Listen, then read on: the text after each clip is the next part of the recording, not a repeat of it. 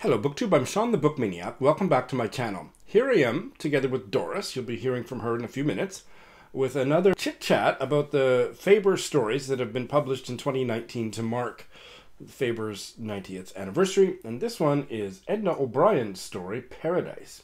I have never read anything by Edna O'Brien, and I am really excited that I've finally corrected that literary mistake. She is fascinating. So she's still alive. She's 88 years old.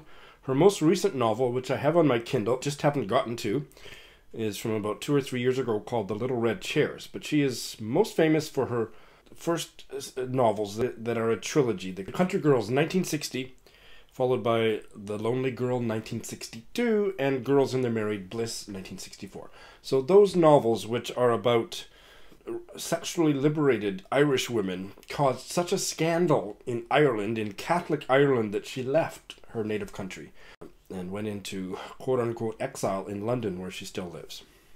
She has since, much later, been welcomed back and celebrated in Ireland, but she was persona non grata in Irish literary circles for a long time afterwards, and Catholic nuns burned her books and Catholic priests denounced her. Badge of honor!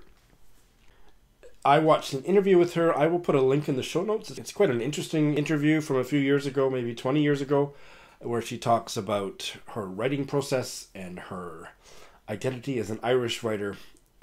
What calls her to writing is the desire, the compulsion to write emotion. And that resonated with my experience of the first 15 or so pages of the story. And also very much her identity as an Irish writer. A lot of her stories, apparently, a lot of her fiction is set in her home county, County Clare in Ireland. That is a very important place for her creative imagination. But one of the interesting things about this story is that it's not set in Ireland. It's set in an unnamed foreign location where the unnamed young woman, I assume she's young, is on vacation with her older, rich, new boyfriend, a much married and divorced famous dude. We don't know yet why he's famous. And all of his rich friends who are sizing her up on this luxurious vacation in one of his mansions in some foreign place. It might even be on an island. I missed that. And she is really insecure. The vulnerability and insecurity that she feels is rendered so palpably on the page. And I relate to it, not because I've had a rich, older male lover, much divorced, but I can just imagine what it feels like to be set among your new partner's many friends and meeting them all at once and feeling them judging you. That is one of my worst nightmares. It doesn't have to be my partner's friends, but I don't like being in any such social situation where I'm meeting a whole bunch of new people, especially if I feel inadequate. Yeah, it's really, I love the writing, Doris. I think it's really, really great. And I'm also wondering if I'm ultimately going to love this story as much as I might love other of her fiction, because it's not set in Ireland. Maybe in the rest of the story, she will be remembering her Irish life, so who knows. But as it stands, the way the story is beginning, I feel the emotional atmosphere of her being cast among these people she's not comfortable with, and she's not really sure how much her older, rich, famous boyfriend dude loves her. Certainly it sounds like they have a good sex life, and that's an Edna O'Brien specialty in her fiction, which intrigues the heck out of me. He wants her to take swimming lessons, and she's not at all interested in swimming or the sea. And as I read up until the top of page 16, and they're just going on his boat or yacht or whatever, and she is not interested, but feeling very self-conscious about wanting to fake being interested because that's what he wants. So there's a whole bunch of gender dynamics and stuff, and I think so far it's starting out great. What did you think, Doris? Hey Shawn, yes, Edna O'Brien sounds like such a fascinating woman. I am intrigued and definitely interested in more of her works after the first part of this book. She really has an atmospheric writing about her that is very subtle, but very powerful at the same time. I'm just feeling so claustrophobic about her in this new relationship and having to meet all these rich acquaintances in mass like that.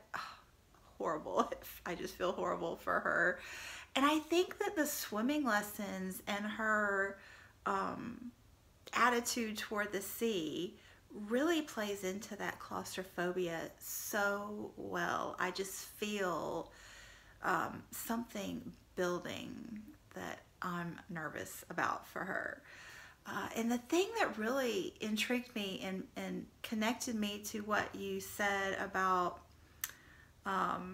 her cutting edge sexuality in her original trilogy back in the 60s is that subtleness in this book. I don't know if you noticed, but when she's first getting ready and she picks up the hand soap ovaries, I thought, that is such an odd way to describe a piece of soap. I mean, I get it. I could see the shape that the soap was, but it just triggered that oddness that kept my mind open to that thought. And sure enough, you know, they're at the dinner table and she describes one woman glowing and she must have been getting a lot of semen. And then the dinner table was in the shape of an egg, and I think she's going somewhere with that. So paired with, you know, the sexual tension and then the nervous claustrophobic feel around the water, I'm just like, ooh, what's coming next? And your comment off film about page 16 has me wanting to be done with this filming already and see what in the world's about to happen on the very next page. So here I go. Hey Doris, so how about that page 16, hey? I thought it really sucked. Yeah. I finished the story this morning. I almost loved it. I certainly really, really liked it. I gave it 4 stars. You referred to some of the fabulous sexual, sensual, erotic imagery, and I agree, and that continued swimming throughout the sea or the pool of this short story. 2 sentences. What brought it up temporarily to a 5-star read was the letter that she wrote to her mother. I thought it was, even though I hate italics in my fiction, I thought it was a really brilliant letter. It just anchored the story deeply. It just kind of pulled all of the kind of fragmentary unhappinesses and disappointments and anxieties of her into a really deep place about her family. And I loved this sentence. She's describing the rich people that she's stuck with on this island or whatever. In a nutshell, they brand you as idiot if you are harmless. Now that is a sentence I will not soon forget. And then closer to the end, the quote-unquote intimate scene, emotionally open, quote-unquote emotionally open scene between her and her asshole older rich boyfriend, where he has a moment of pseudo-vulnerability and she thought, probably he is as near to me as he has been to any living person, and that is not very near at all. Yeah, I really like this. Now, I had to take a star off because I thought the shallow, deep metaphor was way too heavy-handed and kind of cliched, but it's probably still a 4.5, but rounded down because, yeah, that was a bit too heavy-handed for me. This is my first Edna O'Brien story. I'm looking forward to reading her more Irish-centered fiction, which I think is pretty much everything else she has ever written except for this particular story. Very impressive. What did you think? Hey, Shawn. Yes. Page 16. That was quite a dramatic climax in the story there, wasn't it? Yeah, I am so glad that you read that quote from the letter to her mother. That one hadn't stood out as much to me, but when you read it, I was like, yeah, that was really deep. And that was also quite the turning point for me in the story as well. But for me, this was more of probably a 3.5-star read, in that I liked it, but I didn't really like it, as she said. Because, and I think that is just personal interest. So I tend to not be quite as interested in stories that delve into the wealthy and trying to fit in with people that are essentially not nice people. So I just was like, when she wrote the letter to her mom about back at the farm and what her mom would think of these people, I was like, come on, go back to the farm.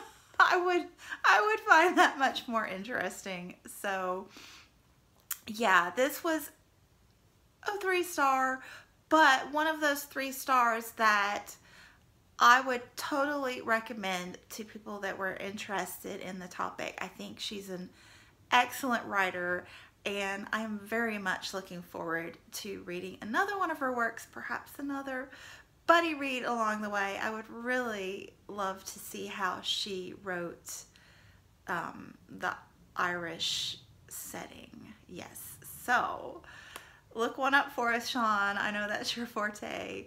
And yeah, another solid for me. So thanks so much for watching, everyone, and we'll be back soon with Sally Rooney. Gonna get Shawn on the hype train.